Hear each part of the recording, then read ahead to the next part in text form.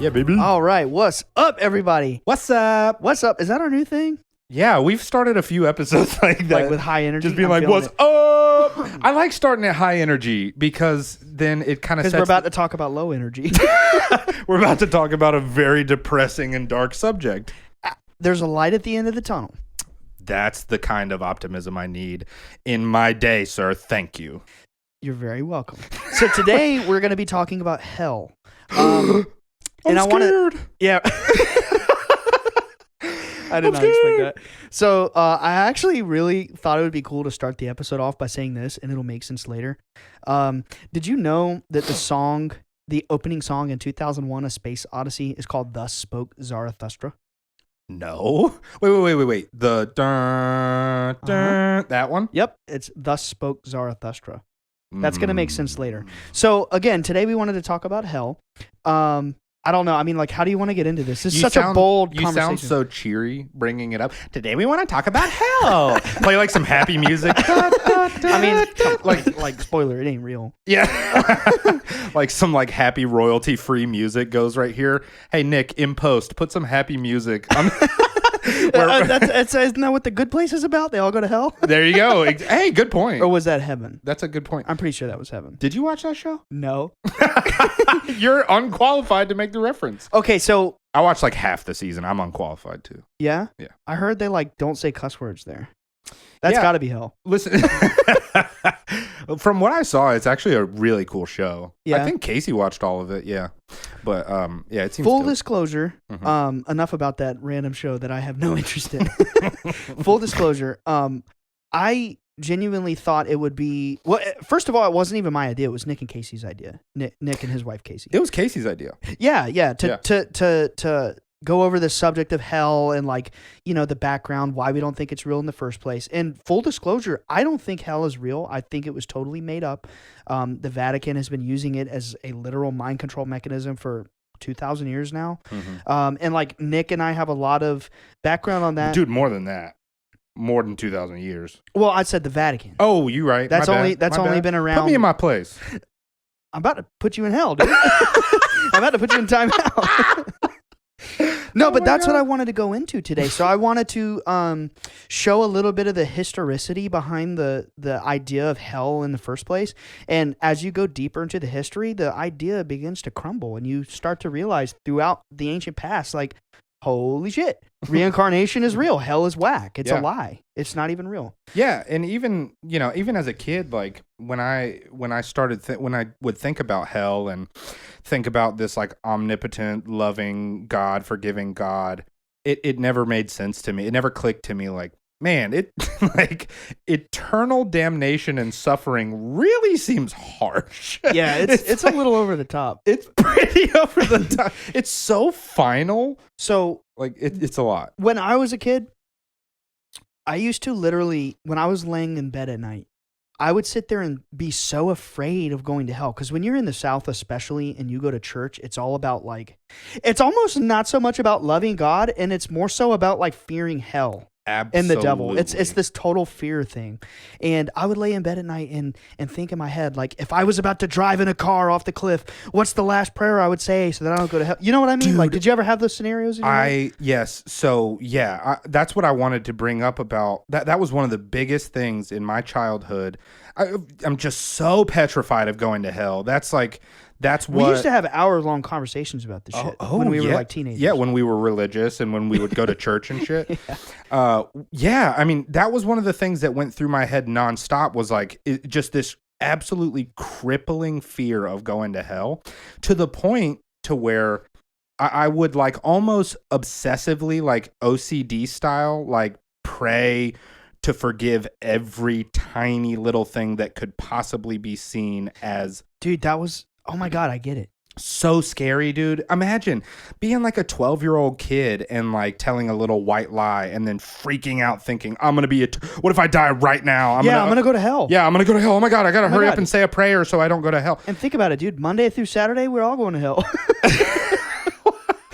Yeah. You know, because you go to church on Sunday and then you get forgiven. And then for that day, you're not like if you died that day, you don't go to hell, right? That's kind of like the logic of going to church, at least in the South. I can't speak for other regions in the country and in the world, but I mean, to summarize that, in the South, you said it perfectly. It's almost as if the sermons are more about fearing hell. Yeah. They're honestly way more about fearing hell than they are like loving God. And have you ever heard, this was something I heard so much growing up in the South, was this weird argument of like that Christian people would say to non-Christian people, which was like this thing where they'd be like, well, shouldn't you just believe? What do you have to lose? It's like, if it's real, then you go to heaven. And if it's not real, you go to hell. So, like, what do you have to lose? So that's literally them, like, tricking you into being faithful just in fear of going to hell. Yeah, dude. It's so twisted. So I was at a church service with probably the last time I went to church with my family a couple years ago. And it was an Easter sermon, so it was like some evangelist. And I don't want to ever be seen or heard as like mocking anybody. I'm not mocking. I'm just recounting what I witnessed and what I disagreed with. No, yeah, and I do think that it is important that we say that up front. That like we're not slamming anybody who is religious at all. Like, we're slamming the idea of hell. We are, yeah. We totally are coming for the idea of hell, and we are throwing it in the trash. We're about to put hell in hell. But anyway. But I don't want any of our listeners to think that we think any less of you, or we're trying to tell you not to be religious. We're just trying to tell you not to be in fear. Yeah. That's a good point. But I love all my Christians and whoever else. I love them all. Dude. Everybody, all religions, we love you all. I love you. I love you. And you. And you. Analex. Anyway, I love you guys. There's so much love in this Chili's tonight. See, with all this love, do you think we'll go to hell? No, dude. Exactly. Hell no. Okay.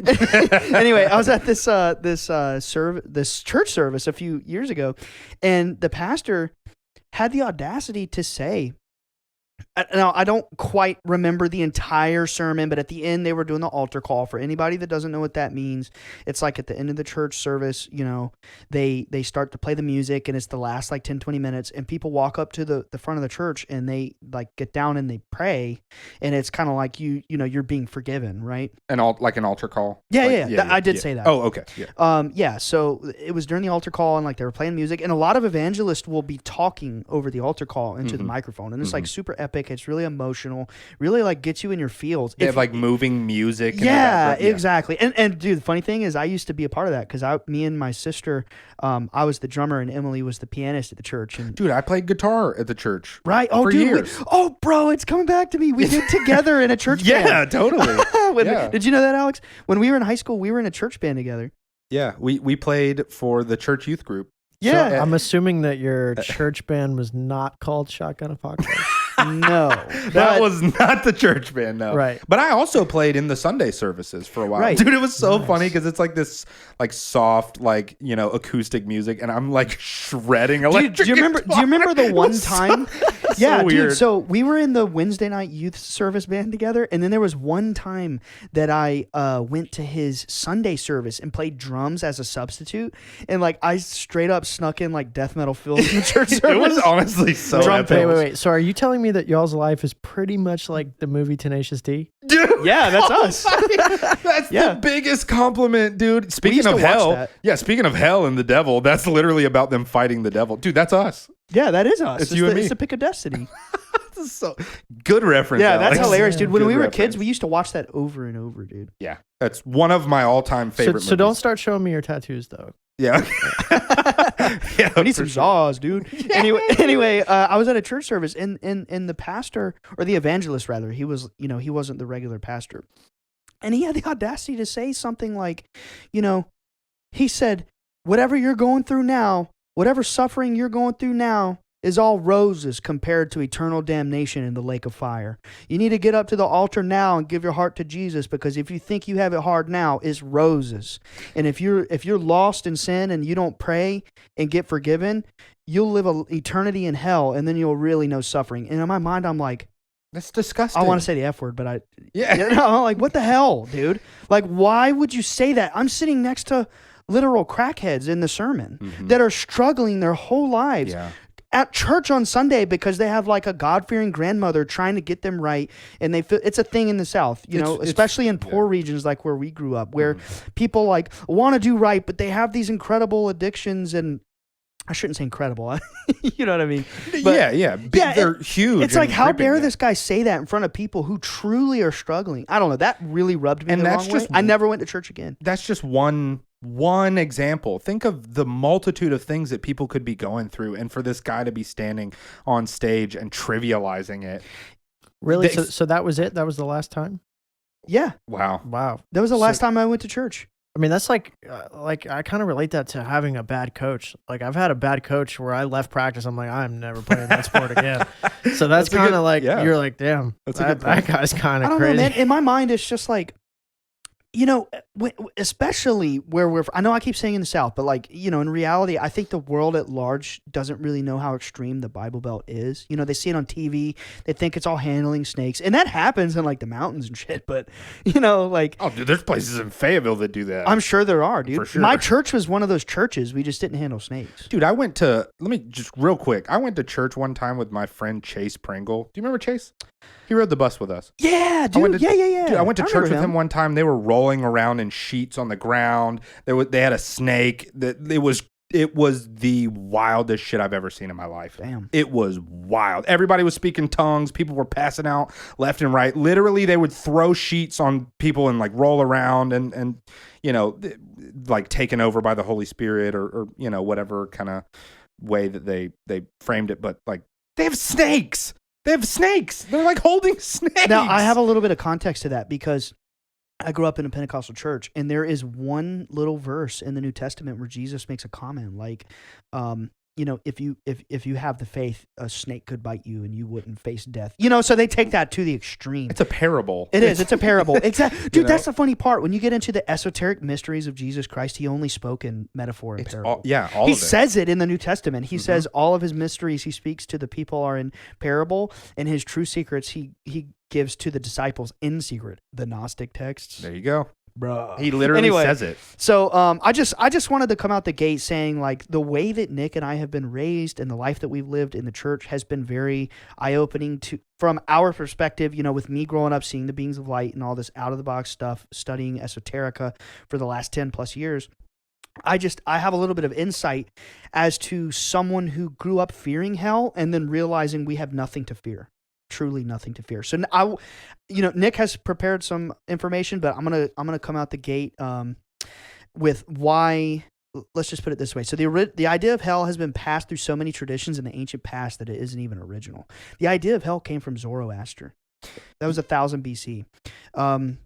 The original concept came from the Zoroastrian belief. Well, I mean, there are some Egyptian texts from 1200 BC that talk about like the lake of fire, like Osirian texts and Tell stuff. me about it. I will, and just you go ahead. I'll pull it up. That's interesting. I didn't come across that. Yeah. But even according to the Zoroastrian belief, all souls, even the ones condemned to the hellfire, eventually arrive in the eternal paradise. And then according to Zoroaster, the light always prevails in this eternal cosmic battle of light and darkness. Right. And when you get into the historicity of Zoroaster and who that was, I think we talked about that a little on episode 1. But yeah, he was this Persian prophet who lived about 1000 BC. His disciples were what were known as the Magi. You might recognize them in the book of Matthew, I think it is, the 3 kings, the 3 wise men, the 3 Magi who followed the star and saw Jesus Christ. Anyway, when you start studying the history behind that, the Persian Achaemenid Empire conquered Greece and Babylon under King Cyrus of Persia around 550 BC. The Jews at the time were under captivity by Babylon for, I believe it was hundreds of years. Now, while the Jews were writing their temple scrolls, which would be known as like the Torah, it was written during this time when they were in captivity in Babylon. So as you find out, the Israelites back then, like in the ancient past, they were tribal. They had tribal beliefs. I'm pretty sure at one point Yahweh was depicted as like a volcano god. Really? And yeah, I read that somewhere. Anyway. And when King Cyrus, who was a Persian, which means That's modern day Iran. But anyway, that means they followed Zoroastrian beliefs at the time. This was 500 years after Zoroaster like created the religion.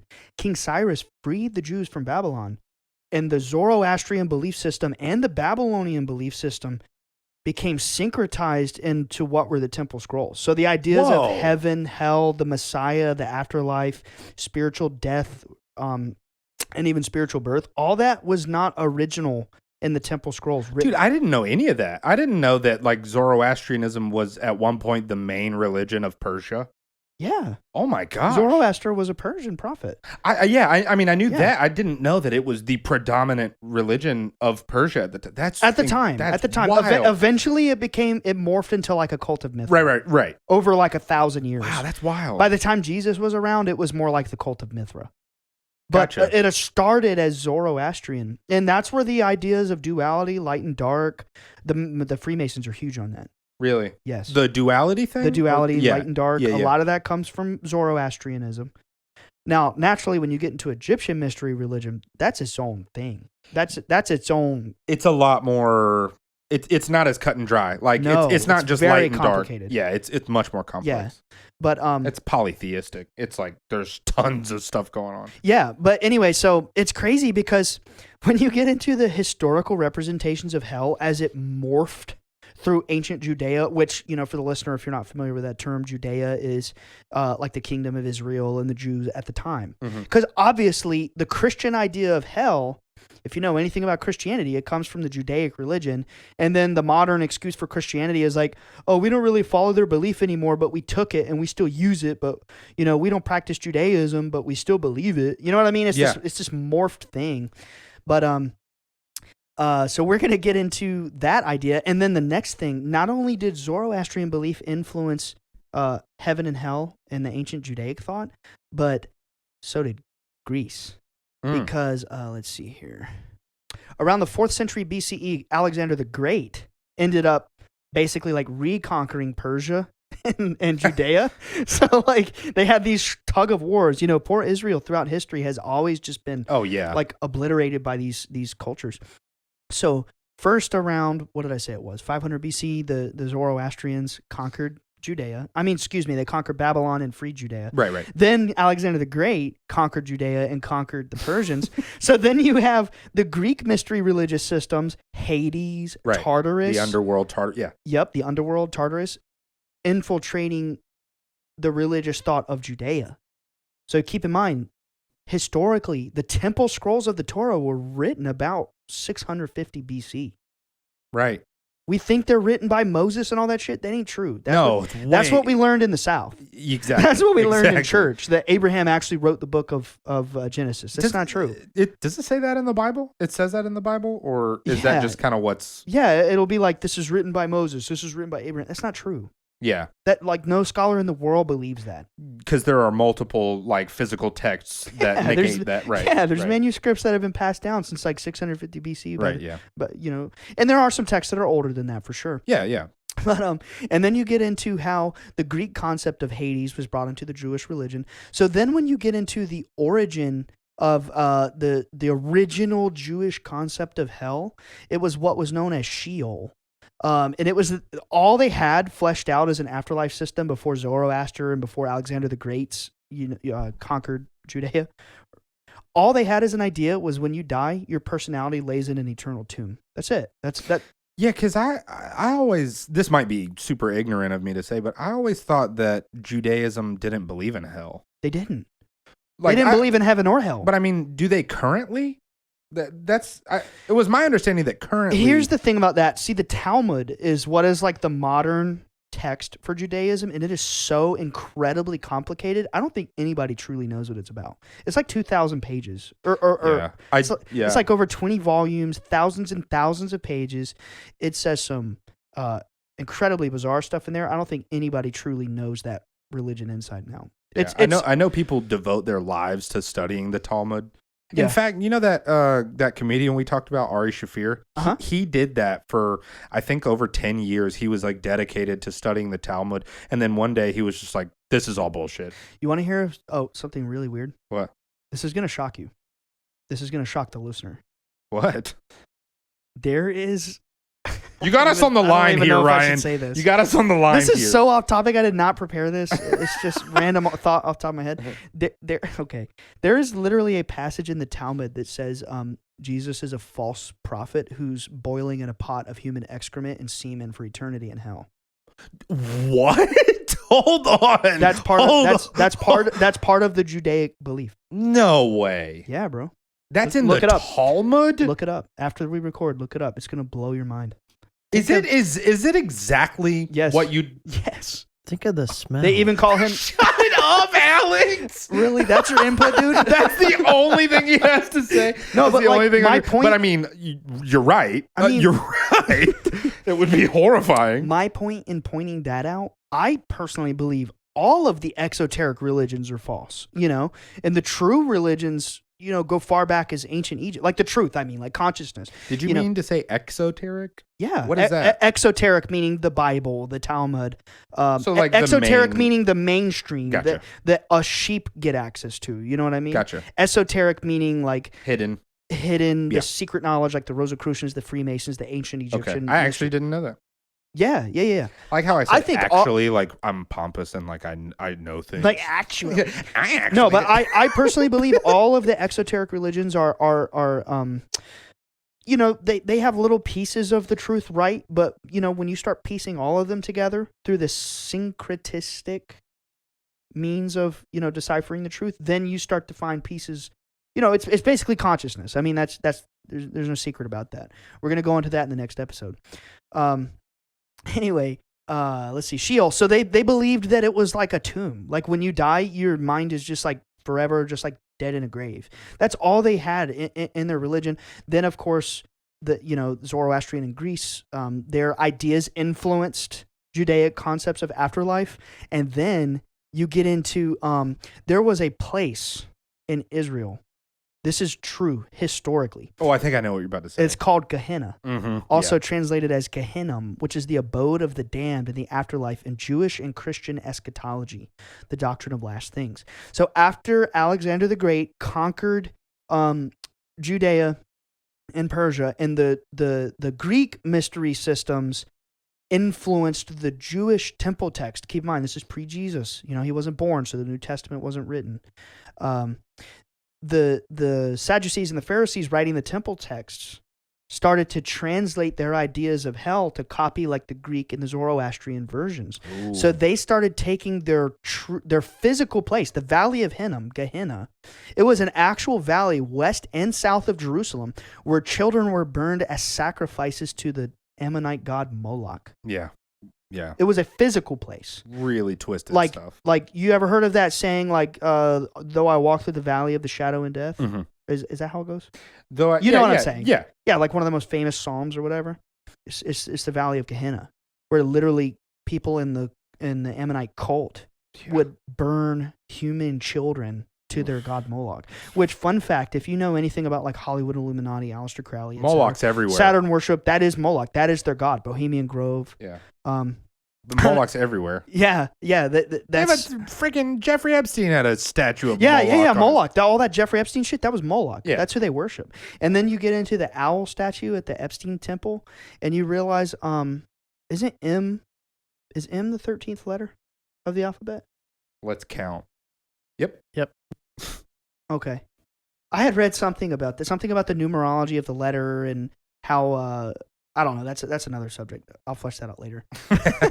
Lots of like crazy. Are we talking Epstein episode? I've never seen Alex push the button for his mic quicker. As soon as I said Epstein, he was like, That would be Alex's conspiracy corner. Yeah. But anyway, what I'm trying to get at here is, like, in the ancient past, the people of Judaic faith, whatever, where the Bible comes from in the first place, they didn't have a concept of an afterlife. They had a physical place where these evil satanic cults would literally burn and eat children to their dark god. Yeah. And then eventually they said, wait a minute, we have this place, Gehenna. That kind of vibes with what the Greeks call Hades and Tartarus, and what the Zoroastrians, I don't know what their word for hell was. And when King James translated the Bible in the 1600s, when Gehenna was written in in Greek, because you know the New Testament's written in Greek. Yeah. And the Old Testament's written in Aramaic mostly. Anyway, when King James incorrectly translated the Bible in the 1600s, he changed the word from Gehenna to hell. Wow. Are you shitting me? No. Whoa. Hell's literally made up. Yeah, it's literally made up. There's autocorrect. And it's autocorrect. Yeah. Whoa, dude. What? And then you know what's funny about that, man? We get into like I didn't research this at length. This is all I have on this. I don't know if you looked into the Divine Comedy at all. Yeah. But there's a claim out there, which I was totally at work today, like my 9 to 5, and I was really so interested in this topic, probably for like an hour. I was sitting here looking this stuff up, and I found that the Divine Comedy actually may be based on a precursor text known as the Book of Arda Viraf, which is a Zoroastrian text of the afterlife. Yeah, I did stumble across that. I didn't look too deep in it because I think maybe we may do like a deep dive on the Divine Comedy later, but I saw that as well. You know what's the crazy part, man? When you really pick apart the New Testament from a scholarly perspective, which we had to do in college, because I don't know if y'all remember, but that was like my minor. Mm-hmm. I don't know. I took probably a dozen religious classes, and eventually they were like, you have enough credits to declare this as a minor. And I was like, sure. I honestly just loved it. Because I grew up seeing beings of light. So I wanted to like absorb as much information as I could. Figure out what it was. Yeah, I wanted to figure it out. But anyway, that was one of the things we had to do was pick apart the New Testament from like a scholarly perspective. And then you get into understanding that there are texts about Jesus and quoting Jesus that even predate the Gospels in the Bible. Have you ever heard of the Q document? No, I have not. Yeah, that's a German. It's a German word, quell. I think Quelle. I'm pretty sure that's what the Q stands for, and it's like means question or something. And it's this ancient document that all scholars unanimously agree is the original precursor text of Jesus Christ. That all the 4 Gospels in the Bible are like ripping off. What? So in the ancient past, there was an actual document. You can read it. Like you can Google the Q document and read it. Yeah, and I believe anytime these things come up, like, you know, predating the Gospels of the Bible, I usually, with, you know, some brief research, tend to believe them because there's like 30 years unaccounted for in the Bible. Like, what was Jesus doing for 30 years? You know what I mean? Oh, yeah. So, yeah, the Nag Hammadi scrolls and stuff like that. Like, Sure. But the most mind-blowing part about, like, even the Gospels themselves, dude, and then you get, dude, the New Testament, when you start picking it apart from a scholarly perspective, it's like you go down this rabbit hole to realize, like, yo, the Vatican made most of this shit up. Yeah, it's taking what is literally meant. Jesus himself said it's meant to be interpreted as parable. It's parable, and it's making it like a real rigid, like almost rule system to keep people in control and in fear. Yo, it was put out by the Roman Catholic Vatican Empire. Yeah, who believed in the mystery cult of Mithra. Right. And the sun god Sol Invictus. Fun fact, I was actually just talking about this today. Do you know why we celebrate Christmas in December? I feel like why? Explain. Emperor Constantine, he's the one, I believe it was the year 313. He decreed the Edict of Milan, which legalized Christianity. Because you got to remember, after Jesus died, for about 300 years, the Romans were brutally slaughtering and like filleting and boiling and massacring the Christians. Yeah, you know they had to be like an underground secret society. By the way, they were preaching reincarnation. What? That's historical. What? Anyway, Emperor Constantine came around, and he was like, you know what? These people are really like law-abiding, tax-paying citizens. Like we should probably like really rep these guys pretty hard.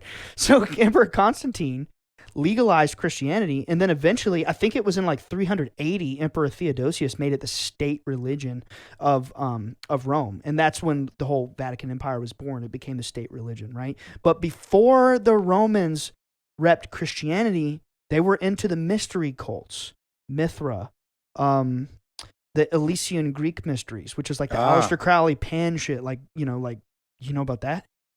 That's dark. I don't want to get into that. Oh yeah, he wrote about Pan, and they were real, dude, like really dark pagan type. Yeah. That's what the Romans were into at the time. Before they took the true story of Jesus, which is in the Nag Hammadi text and the Q document and others, and paganized it and Mithraized it, if you get what I'm saying. Yeah, yeah. They turned him into this little, like Hercules figure. Or Orpheus or Dionysus or what have you. Right, they paganized Jesus. The true dude was a sage. Yeah. Teaching esoteric mysteries. Anyway, I got off topic. So the reason we celebrate Christmas on December 25th is because Emperor Constantine, when he legalized Christianity, he secretly worshipped Sol Invictus, the Roman sun god. And that mystery religion, his birthday was December 25th. Look in history. Look it up. He legally decreed that the birth of Jesus would be shifted to be celebrated on the same day as Sol Invictus. Oh my gosh. Okay, I just remembered I recently actually learned that from a TikTok. Nice. Like just a guy talking about it on a TikTok, because that was all like Sol Invictus is based on the sun. The sun god. Right, it's literally the Roman the sun god. Yeah, this guy, I'll have to find it and show you, and maybe I can share it to Twitter. But yeah, he did this whole breakdown on exactly what you just said. That's really mind-blowing. Yeah, stuff. Constantine's like a religious DJ. He's like, yeah, I like Jesus, I like what he's saying, but I like the sun god, and he just like mashes them up. You know what I mean? But yeah, and then you get into how the Christians were teaching reincarnation up until like 545 AD. And then Emperor Justinian outlawed that. But if you look at the history, it's just a lot of like guys making decisions to change things. Yeah, for humanity. To control. Exactly. To control, to instill fear. And that was the entire concept of hell, is literally just a machine to generate fear in us. Well, that I'm really glad you said that, because that reminds me of why I brought up the reincarnation thing. Because historically, if you look into Emperor Justinian, how in around 545 AD, he outlawed reincarnation. In the Empire of Rome, there was a pope. The current pope at the time was even preaching the doctrine of reincarnation, and the Christians at the time. I would argue that the true man, Jesus, was teaching reincarnation. It's in the Nag Hammadi scrolls, I mean, bro. That's like the main thing. It's not a stretch. It's not a stretch. Not at like all. It is extremely believable. There's extreme evidence to support this. Mm-hmm. But anyway, so literally Emperor Justinian's wife, this is how the historical legend goes. His wife was like, dude, you've got to outlaw reincarnation. You got to come up with some other whack shit, because otherwise they're not going to fear you, dude. Yeah. Because they're just going to die and come back. Exactly. And he was like, oh, damn, dude. He's like, we got to get rid of reincarnation and make them think they're going to go to hell forever if they're not tax-paying citizens and like abide by the emperor's law. Yeah. There's actual documentation showing that change was made. Yeah, no, I looked it up.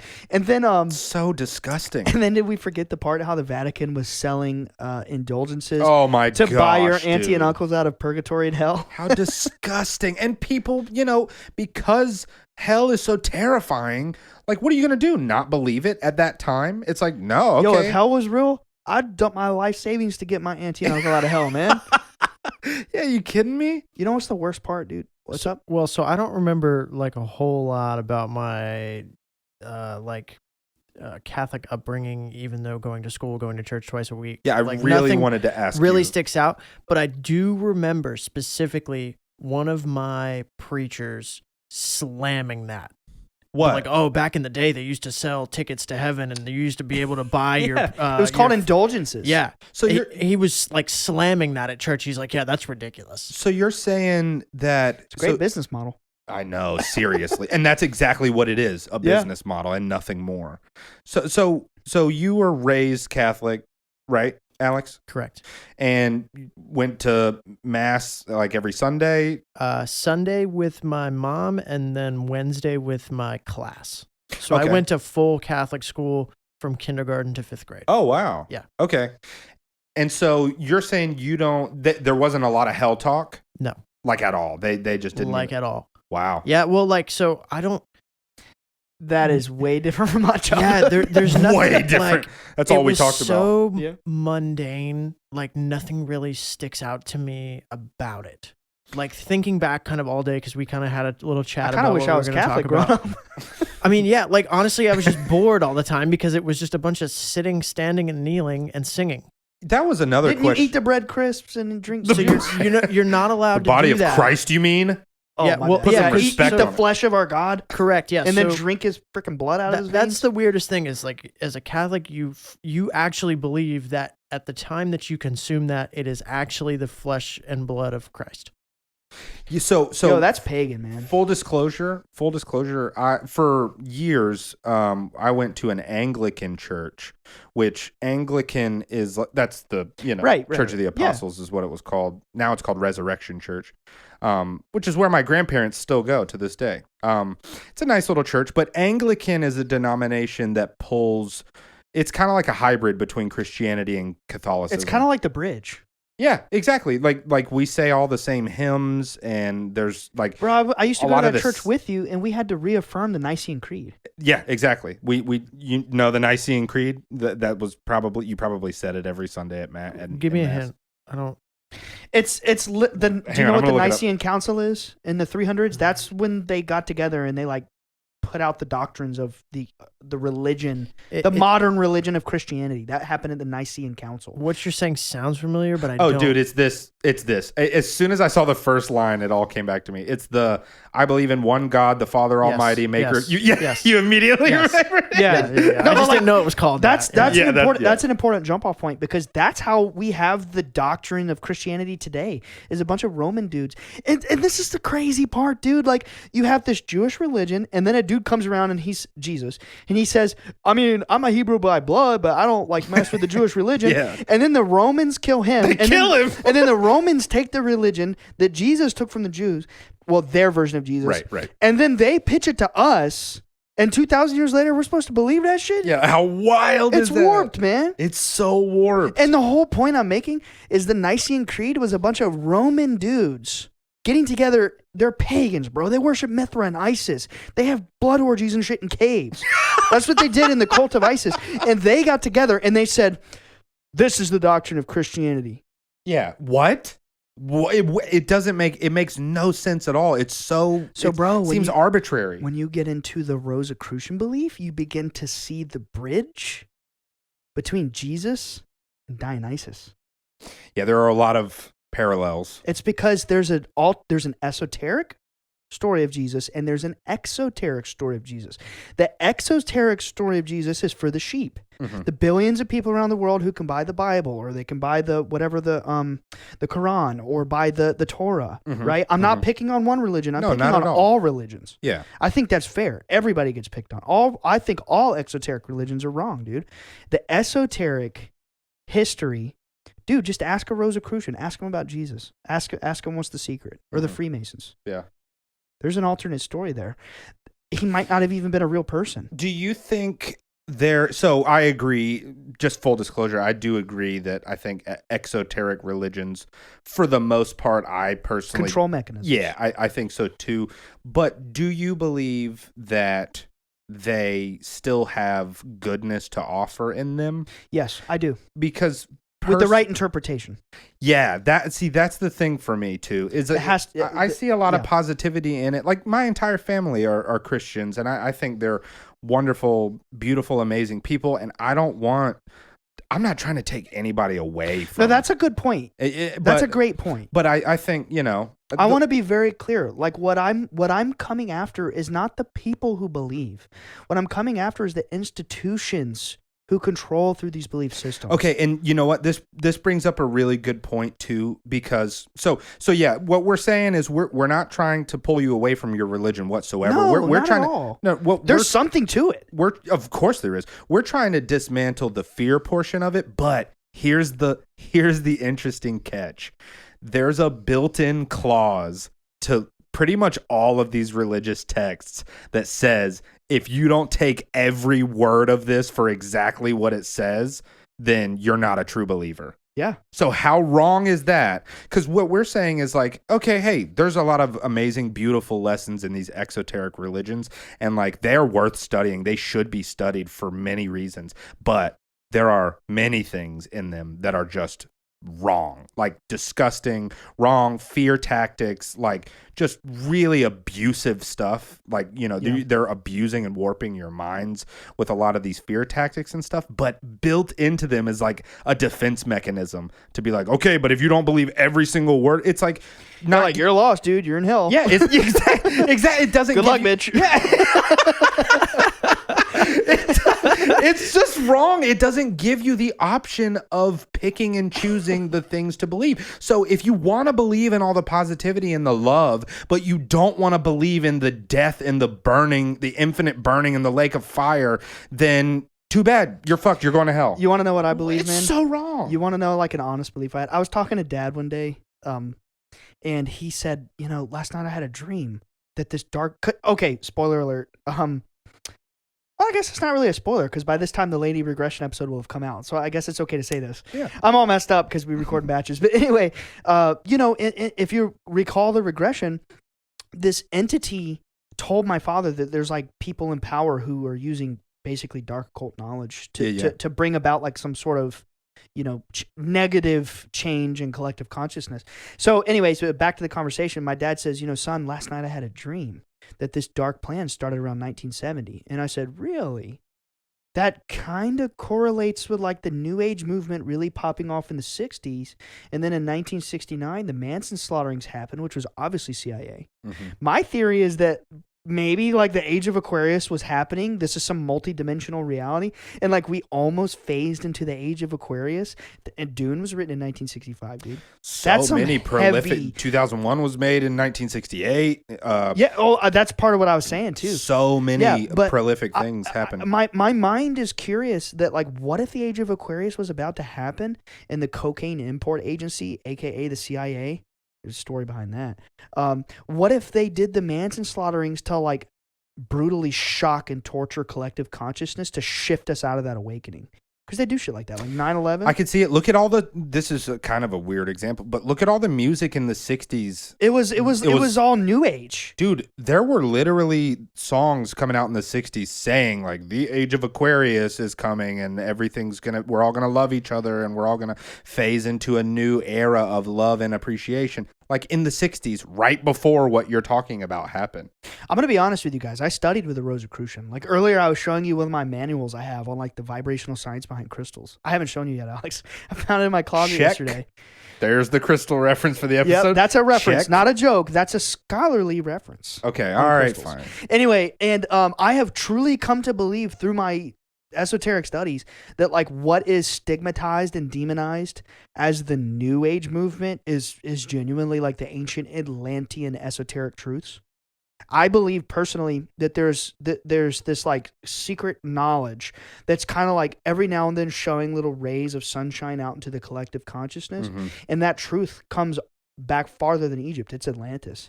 And little bits of that light are captured in all of the exoteric religions. But if you just go right back to the source and you look at like the Emerald Tablets of Thoth and the Hermetic knowledge, the Prissa Theologia, the one true doctrine, that's like the truth behind consciousness. It's like the universal truth. We're in a cosmic mind. It's a cosmic matrix. That's why I say that. I didn't make that up. Yeah, that's thousands of years old. Yeah, and what's in that, bro? Reincarnation. Dang. It's the concept of a spiral evolution. You know what's wild that I didn't know? Originally, like Egyptian reincarnation. By the way, I found the example earlier. So actually, if you look at like the earliest version of the Egyptian Book of the Dead, that's like 7,000 years old too. Yeah, that's old. So even in the original Book of the Dead, it shows like the scale. It shows Anubis and Thoth basically weighing a soul against the feather of truth. An ostrich, right? An ostrich feather. Yeah. That's the Hall of Ma'at. Yeah, because that's how they would judge whether or which afterlife you pass on to. Basically, like if your heart was lighter than the feather, you pass on to the field of reeds. Dude, that's funny because I wrote that down too. I was about to go into that. Yeah. We're vibing, dude. But then if it's not, if it doesn't, then you're eaten by the crocodile-headed god Ammit, and you're basically sent to like a hellscape. Well, that sucks. That's what I'm saying. The earliest versions of Egyptian reincarnation, it was really weird. It's like reincarnation is the reward. It's really wild. Like interesting. You only reincarnate if your heart was lighter than the feather. See, what I had read about the field of reeds. Now, this is an important. Important. This is important. Jesus Christ. But remember, that is the earliest version. Right, and here's an important evolved. point to make is that the Egyptian dynasty constantly changed and altered their beliefs. Exactly. There's the old dynasty, the new dynasty. Anyway, in the Field of Reeds, which I had read, it was a fleshed out belief system of reincarnation known as the Field of Reeds. It's the concept that the afterlife that you experience is a mirror image of the life that you lived on Earth. So the aim of these ancient Egyptian people was to live a good life in this current earthly realm so that the mirror image afterlife would be a life that you truly would desire to live in for an eternity. Right. And then, now, this will blow your mind if you like horror films.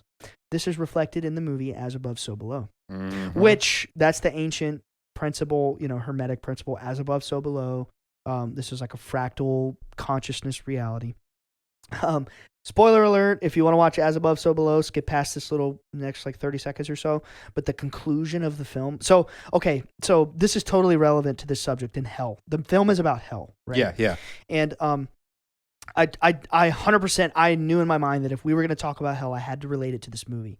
It's extremely relevant. So they're actually searching for the Philosopher's Stone, which, by the way, you know what I realized today that blew my mind? Isn't the Reality Stone in Marvel red? Yeah. It is. The Philosopher's Stone? It's basically the Philosopher's Stone. He says reality can be whatever I want it to be. Yep. Dude, that's the esoteric meaning of the Damn. Stone. Yeah, I was thinking that when you were on the way. But anyway, that's wild. So in the film As Above, So Below, this it's kind of like an Indiana Jones-esque movie. She's this treasure hunter, and she goes into the catacombs in Paris. Are you familiar with that? Oh yeah, dude.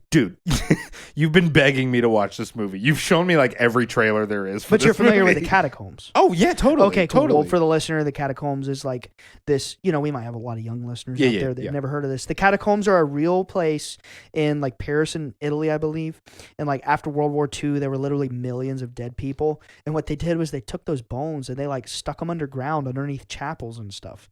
So it's basically a huge mass grave. It's a huge it's a catacomb. Yeah. It's millions of skulls and bones. That's Secret Society, Skull and Bones. Mm-hmm. George Bush was in it. Mm-hmm. Anyway, yeah, and anyway, so in the movie they descend down into the catacombs, and as they go deeper into the catacombs, they start to see these signs indicating. They don't know it from their perspective, but from the viewer's perspective, you understand they're entering hell. Yeah. And they see a few episodes back we talked about this, but this real life, not in the movie, but real life French occultist named Eliphas Levi. He's one of the most prolific occultists in the West. He came up with the depiction of the Baphomet, right? Which is metaphorical. It's just duality. And anyway, he also depicted the seal of Solomon being duality. Exactly. Alex did it. He did the little hand sign, the as above, so below. Mm-hmm. That's what that means. It's duality. Yeah. It's the principle that the heavenly realms and the earthly realm are mirror images of one another. Casey recently drew a self-portrait of herself doing that. It's really cool. Fun fact. You go into the Capitol building in Washington, D.C., yeah, and you look up and you'll see this famous art known as the Apotheosis of George Washington, and they depicted him as a god doing the as above, so below. What? Bro, he was a Grand Master Freemason. George Washington. That I knew. Freemasons basically built America. Yeah, that's an obvious fact. Dude, I played Assassin's Creed. I know, but the listener... I'm kidding. But the listener might be like, what? If you don't know that by now, it's come on, did you watch National Treasure with Nicky Cage? Yeah, for anyone who hasn't, Assassin's Creed 3, that's basically what the entire game is about. That's the Native American one. Yeah. Okay. Yeah, that's the one. Oh, good point. It's it's about how America is. Yeah. Yeah, no, that's really good. Epic. But, dang, where was I going? Oh, as above, so below. She starts descending down into the catacombs, and she starts to see Templar Knights treasure and stuff. And I did forget to mention the reason she's descending into the catacombs is because she's searching for the Philosopher's Stone, which is a real life Masonic legend. In the film, she goes to the tomb or the gravesite of Nicholas Flamel, which if you're a Harry Potter nerd, you remember he's a fictional character in the first Harry Potter book. Yeah, and he is the one who found the Philosopher's Stone originally. Yeah, but that's the thing. J.K. Rowling is probably a high-level Freemason. Yeah. That's a real Masonic myth. Yeah. And then again, if you want to talk about these Illuminati-ass people using certain synchronicities to encode things ritually into reality, I personally believe they intentionally changed the translation of Harry Potter and the Sorcerer's Stone Because remember, in Britain, it came out Harry Potter and the Philosopher's Stone. In America, it came out Harry Potter and the Sorcerer's Stone. I think they do shit like that on purpose. Yeah. I mean, why is sorcerer like? I just don't know why they would change. Because it'll resonate with American audiences. That's why they said that. Sense. Anyway, so let me back up. So the character in the film, As Above, So Below, she's descending down into the catacombs, and she like goes to Nicholas Flamel's grave. She gets these clues about where the Philosopher's Stone would be, and in the film, she thinks it's a physical jewel. Like every other thing, like in Full Metal Alchemist, he thinks it's a jewel. It turns out not to be. She goes down into the catacombs, and she literally crosses a sign as she goes very deep in there. It says, "Abandon all hope, ye who enter here." Do you know what that's from? No. The Divine Comedy. When Dante Alighieri enters hell, it says, "Abandon all hope, ye who enter here." That's in the ancient like Roman myth, or the Catholic Vatican version. That's the gates of hell. Wow. So in the film, they pass through the gates of hell.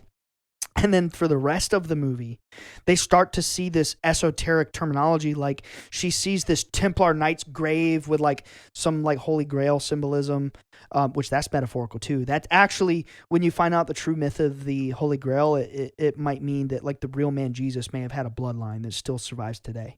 A lot of these like royal families, they might be like bloodline of Christ. Anyway, that's in the Da Vinci Code. Just go read it. And when she gets to the Templar's grave, she sees the word vitriol on the wall. And you understand from an esoteric perspective that in order to achieve higher levels of consciousness, you have to overcome the vitriol within your own consciousness. Like you have to overcome your own negative limiting self-beliefs. Right. And as she goes deeper into hell, she starts to realize like the characters with her, by the way, they don't know they're in hell. They're just like, what's going on? That's the finale of the film. Like, oh shit, they were in hell, dude. And as they go deeper into hell, they start to experience things that reflect like the sins of their life that they had lived. Yeah. And then at the end of the film, when like literally like the last chick makes it out alive, she goes all the way down, miles down into the bottom of the catacombs. And when she reaches the bottom, she comes out of a pothole and she's back right side up on the streets of Paris. It was all inverted. It was as above, so below. She goes all the way down to the bottom of hell, like facing all the levels of suffering, and then she comes out back into the like reincarnated into the normal reality. As above, so below. Yeah, that's also what the like ancient Mesopotamians and the Sumerians believed, was that like hell was basically like a reflection. It's a reflection of your sins on earth. And it's like literally shadowy versions of yourself live in that realm. I think the Sumerians actually, they describe it as like a cave, like a dark cave underground, physically underground, that like shadowy versions of the people who live in the real world are, and they suffer reflections of like your sins on earth. It's really wild. Interesting. That's in the Divine Comedy. It's really, really wild. Like that's ancient Mesopotamian shit. Yeah, but when Dante goes through the levels of hell, he sees people suffer, but it's like karma. It's like all the different levels of hell are essentially for different sins and stuff like that. I actually watched like a really cool video documentary on Casey, my wife, showed me. I'll link it on Twitter. I'll share it on Twitter. It's so cool. Hopefully we'll do a Divine Comedy episode at one point. Yeah, dude, that would be sick. Maybe like premium content. I don't know. We'd go like really deep into it. But the point that I'm trying to make is when you get into the esoteric literature, you understand the mystery of the Philosopher's Stone. I keep bringing it back to that because it's one of the most important esoteric concepts. The mystery of the Philosopher's Stone is that this life, this realm, we're all inside this consciousness matrix. It is reflexive to your deepest beliefs. Reflexive meaning, deep down you have negative thoughts, negative beliefs, you have negative vibrations. Yeah. You have bad thoughts, bad words, bad actions. This will be hell. Yeah. You'll suffer. You'll never have your lot in life. But if you switch your mind right now, you can do this right now. I don't give a shit what you say. I don't care. I don't care how bad your day was. You can turn it around right now. If you have good words, good thoughts, good deeds, that's what Zoroaster said. Mm-hmm. Good thoughts, good words, good deeds. This realm will be more reflexive to be heavenly. Yeah. You'll have joy. And it's not that simple. It's way more complex than that. But that's the premise. You know who else says that? Somebody that we're a fan of? Who? Bo Burnham. Oh, really? He has a song about like heaven and hell and God and stuff. Yeah, I think it's actually, the song is like from the perspective of God. But in the song, he basically talks about how all people ever think about is, will I go to heaven? Will I go to hell? Where am I going to go after I die? All this stuff. And at the end of the song, he says, but life on earth can be heaven. Yeah. If we're nice to, basically, if we treat each other with respect and love and we love each other, like life on earth is heaven. I honestly kind of believe that a lot of these high level stars, at some point or another, it's like a requirement for them to be initiated into the esoteric teachings. A little bit deeper than that. I think like your top people, your top movie stars, your top politicians, like lifelong career famous elite people, I think that you have to sell your soul to get to that level. That's kind of what I'm saying. Yeah. So, okay, when you say sell your soul, what would that entail? Exactly what it is. I think I don't know how, and I can't explain to you, but I do believe that you trade your afterlife or something of the sort, or maybe this life.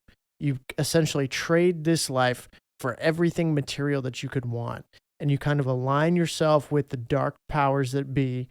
They give you everything you want, and in turn, you lose essentially everything. Well, that's heavy. And so right now on TikTok or on my kind of end of Twitter, one of those, the Island Boys. Yeah. Island Boys. Jesus Christ. These guys are so famous now that they have just been announced on Bledsoe Said So. Jesus. No, I'm saying one of them. I don't know which one's which. Yeah. Or whatever. One of them is talking about how he just recently sold his soul. No, what? And he's like, y'all can think I'm kidding. You can think I'm capping. Yeah. I'm like, no printer. No, and he's like, shut up. No, but no, people are like calling him a clown and everything. He's like, no, seriously, I sold my soul. They told me I could either sacrifice somebody I loved or sell my own soul, and that I would get everything that I want. And he said, honestly, this was a couple days ago, and I haven't been happy since. I've been anxious. Nothing makes me happy anymore. But what if he's just saying that? It could be, man. Could be. But I think you don't, like, there's a certain amount of famous you can be if you don't. And then when you do, there's a whole nother level of famous you can be. But listen, what you're saying right now lines up with like Gnosticism, with like the Helics and Heletics. Like they quite literally, they kind of shift all of their focus from anything non-material to complete materialism. So like, I don't know. It's not that far-fetched to me. I mean, I could see it. Like, listen, they're okay. Are we gonna go conspiracy corner? Because no, seriously, like I have a lot to add to this conversation. Okay. Now, I don't only study like consciousness and light sides of the occult, but I've studied some dark shit too. Like when you get into Aleister Crowley, I implore people to look into Aleister Crowley because you'll find out that a lot of musicians and rock stars and celebrities are big fans of Aleister Crowley. And when you research his beliefs, you understand his main thing is like tantric yoga. Do you know what tantra is, dude? Mm-mm. It's weird. Tantra is an ancient esoteric form of yoga where they use like incredibly intense. This is gonna sound so weird. I'm getting red in the face. Okay, look, I've never done this shit. Okay, I'm curious.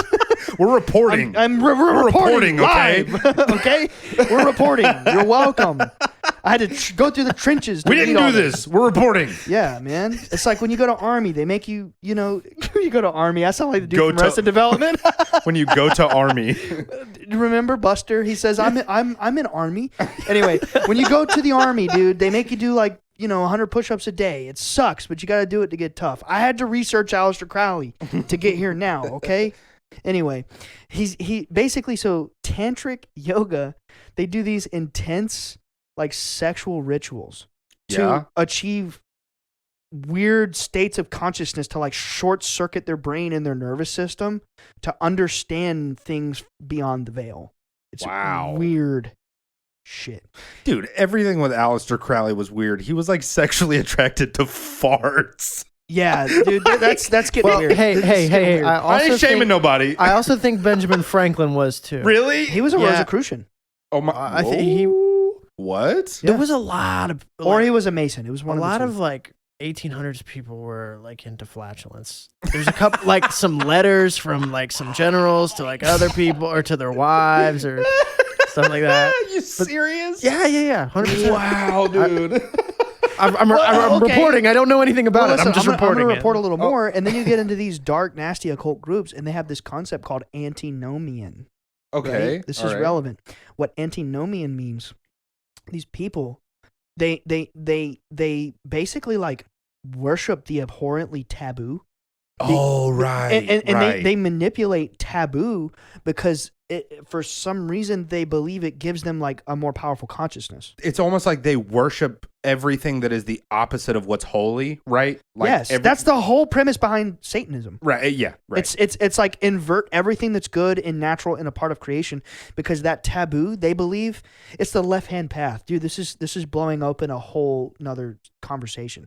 When you get, we'll let it go. Alex is giving me a timer, but honestly, this is some good ass conversation. Well, you're about to go on a whole nother thing. Yeah. We're about to start another episode. We're on the hell episode. Well, let's do it, man.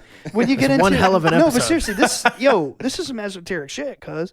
So, when you get into the right hand path and the left hand path, the right hand path is the truth. It's the way that, if you do it right, you'll truly, you won't need to reincarnate anymore. In esoteric Tibetan Buddhism, you would reach what they call Dzogchen, or the rainbow body. That's what Jesus did. He taught people in the West how to reach the rainbow body. It's the concept that you reach the highest level of awareness in this life, and you understand, like, oh shit, dude, I am.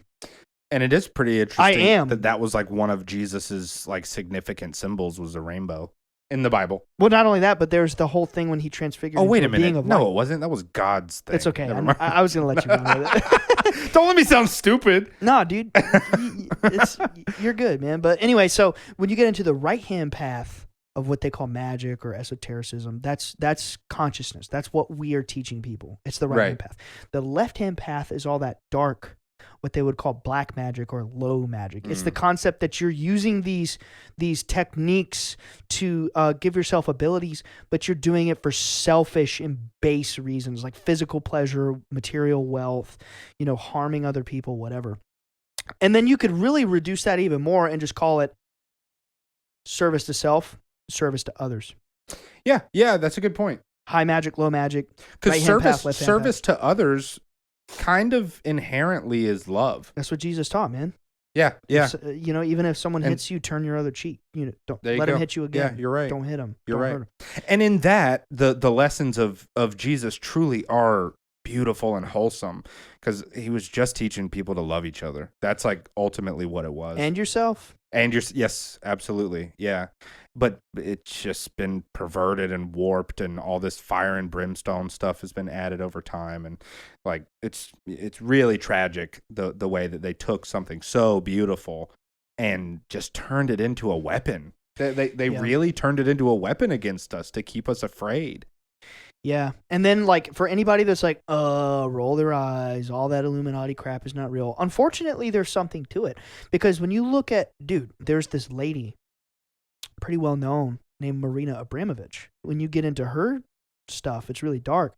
She is basically like the modern day Aleister Crowley. And you find out there's a lot of Hollywood celebrities that are in her circle. Like, there's actual footage of Lady Gaga, like, partying with her and James Franco and many others. Now, keep in mind, I still listen to music. I still watch their movies. We have one life to live. Like, dude, whatever. Like, art is art. It's art. Yeah, whatever. I don't care. Well, I guess I used to be that way. I used to not listen to anything. I used to like be too serious about it. But it's like, whatever, dude. I know what I'm getting into. It's funny. I say art is art, but then you look at like Marina Abramovich's art, and it's not art. It's horrifying. That's disgusting. It's not. Well, so like the parties that they have, right? It's disgusting. They have what looks like people. Yeah, human cakes. Human people. Human size, laid anatomically out on correct a cakes. table, and that is the food. And they stand there with little miniature sandwich forks or whatever, and they like eat off the person. And what's crazy is she's old, man. Yeah. Like, she's not young, but she does not look old. She looks. And so then she's in her 70s, and she looks like she's in her 40s. I'm going to go off. Go off. I mean, bro, she drinks blood. Exactly. You start getting into the blood, and then you start, the whole underground children thing. Like, it's the blood. It's the blood of the young people and adrenalized Conspiracy blood of corner. young people that they are injecting and drinking and eating and basing their entire life around to live longer. The whole fountain of youth, because they have everything that they have, because they've sold their soul. There's nothing left, and it's all material. So if it's all material, then you have to stay here on earth. And if you have to stay here on earth, you want to be here as long as possible, and you have to live as long as possible and have all of this blood. So Marina Abramovich is an archon. Yeah, that's basically what you just said. She's like the Hollywood gatekeeper for, I guess you could say like dark occult mysteries. She's like the modern Aleister Crowley. Everything you just described, Alex, is blood magic. It's that's real. You know where that comes from? Magic. That comes from Babylon. Yeah, that's real. Ancient Babylonian blood magic. And you know the messed up part about this dude? Listen, this is real. There was a company in Silicon Valley called Ambrosia. Now, you should know Ambrosia is the nectar of the gods in the Greek religion, right? It's like what the gods feast to attain their immortality, right?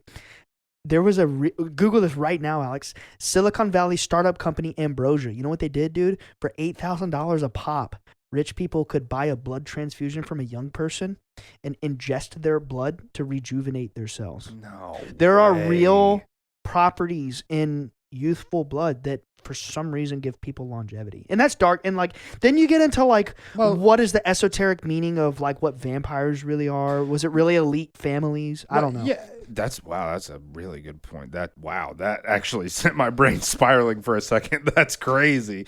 But also like you have all these like Sandra Bullock and people like talking about they got, facial injections of like infant foreskin and stuff. Like it's there's something to this. Do you know what that's called in occult terminology? That's called the revelation of the method. They dangle their esoteric knowledge in front of a sheep because they don't think we'll ever get it. But they also just do it because they get their rocks off. Yeah, it's so wild. How did we get here? Well, it's the hell episode, bro. I like how we started with like hell, like as it is maybe when you die, to like actual hell on earth. Hell on earth. Well, no, but that's a beautiful point. That's a beautiful point because when you get into like the Gnostic, like the what may very well have been the true doctrine of Jesus Christ, if he really was a man on this planet, I think that's very likely. Yeah. What he was teaching is that this life, this realm right here, right now is hell. And you want to achieve those higher states of consciousness to like escape this shitty realm so you can go to the true eternity, like be one with consciousness. That's essentially what Gnosticism is. It's just like when you get into Western culture, meaning like everything that's not, Asian basically. When you get into Western religions, they didn't really have concepts of like Zen and Buddhism and rainbow body until the esoteric traditions started seeping into the mainstream, like Gnosticism. Yeah. Gnosticism, in my opinion, is like the beginning of the esoteric traditions of the past becoming more mainstream. And that's like when you boil it down, that's what Gnosticism is it's reaching those higher states of Zen consciousness taught in the ancient East to escape this, what might be called a prison planet. But yeah, so I guess to summarize, if there's anything that we want people to take from this episode, it's hopefully some liberation from the fear you may have been living in about hell, and because truly fear is hell. Like being afraid, fear is the devil. Because I can tell you one thing for sure: a large portion of my life has been consumed by being afraid of my mortality, because I was taught to fear hell. And so for a large portion of my personal life, it's like I was living in hell because I was living in fear, and they put me there. And I just want to say, like, as Nick's best friend, I've known him for 15 years. This is not an exaggeration. No. How many nights did we stay up talking about how scared we were to go to hell? Or like, like we need to go to church and be better Christians because of all this shit. Yeah, they scare you into going to church. But what they don't realize is like, look, man, like we still have physical brains. We still have physical psychology, and you can really, really damage people. They're teaching children this shit. They're teaching children, You know, they're like tainting the brains of children to be afraid, and that fear can last an entire lifetime. And luckily, I am starting to break out of that fear, but like I still have a lot of that resonant, like guilt. Yeah, that weird guilt and weird fear, It's trauma. and it's honestly, it's disgusting that they would do that. And so at any rate, what we want to share a positive message of you shouldn't have to be afraid of that, and hopefully we've given some compelling evidence to what we believe is the truth, which is that hell's made up, y'all. Yeah, hell is made up. Like I'm 100% all in on reincarnation. And again, like it's kind of hard for me to deny that that's a reality when an entity appeared to my father in 2012. And listen, I've seen entities myself. Yeah. I just haven't seen this particular one, but I know it's real. I mean, 100%. I've seen so many thousands of things with my dad, at least 1,000. And this entity, this being tells my father that the whole meaning behind life is the journey of the soul. You know, and that eventually souls will be as they are, referring to the entities, right. the beings of light. Like, honestly, man, I'm all in on the idea that the whole point of life, we are all tiny pieces or shards or sparks of the true, like, one conscious mind. And the journey of our soul is the hero's journey, and it's that eternal spiral upwards. You can slow that journey down by using these dark occult practices, the left-hand path, whatever you want to call it, and you can get, like, material wealth and reward in this life, but you're really going to mess up that long run. I mean, it might take you way longer to reach the end destination. Yeah, for sure. But I think the moral of the story here is, don't be afraid. Don't be afraid. Seriously. Especially don't fear the fake alien lies either. Yeah. I have an ulterior motive. Yeah, for sure. But just don't live your life in fear. Like this earth can be hell or it can be heaven if you just love each other and try to just shed that fear away. You know, just don't be afraid. Live your life. Love your neighbor. Relationships are the greatest wealth. So it's about love, y'all. That's the message. Bye, guys. Bye, guys. Weird things happen in the backyard of the Bledsoe house. See it hovering, but it's just in